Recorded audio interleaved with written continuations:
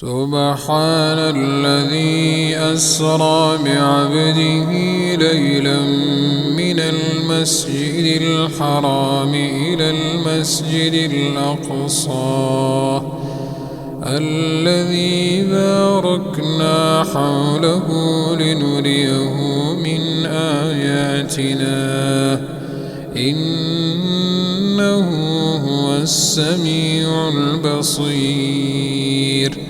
وآتينا موسى الكتاب وجعلناه هدى لبني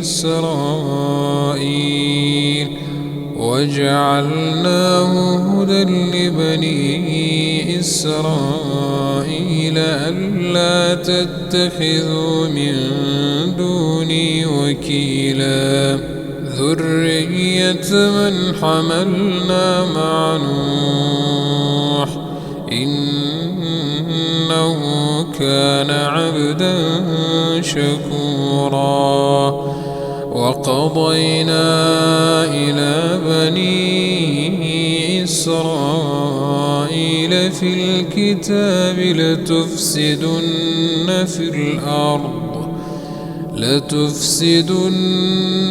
في الأرض مرتين ولتعلن علوا كبيرا.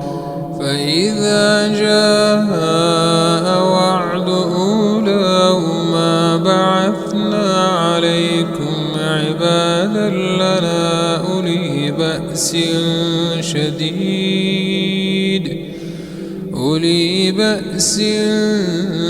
شديد فجاسوا خلال الديار وكان وعدا مفعولا. ثم رددنا لكم الكرة عليهم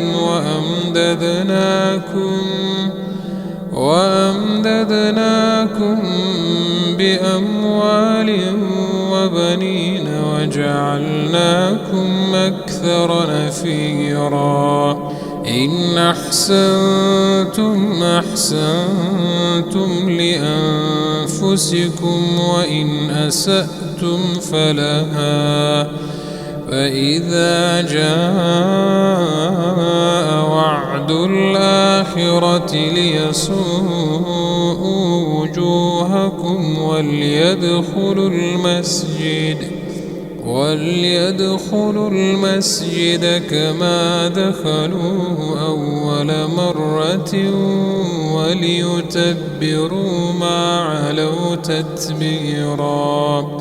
عسى ربكم أن يرحمكم وإن عدتم عدنا وجعلنا جهنم للكافرين حصيرا.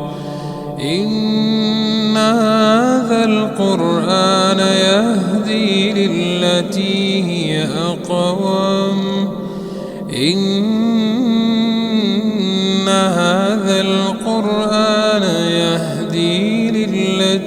هي أقوم ويبشر المؤمنين الذين يعملون الصالحات أن لهم أجرا كبيرا. وأن الذين لا يؤمنون بالآخرة أعتدنا لهم عذابا أليما. ويدعو الإنسان بالشر دعاءه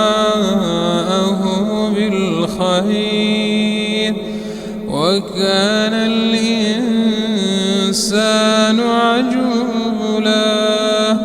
وجعلنا الليل والنهار آيتين فمحونا آية الليل وجعلنا آية النهار مبصرة لتبتغوا فضلا من ربكم ولتعلموا عدد السنين والحساب وكل شيء فصلناه تفصيلا وكل إنسان ألزمناه طائره في عنقه ونخرج له يوم القيامة كتابا يلقاه منشورا اقرأ كتابك كفى بنفسك اليوم عليك حسيبا.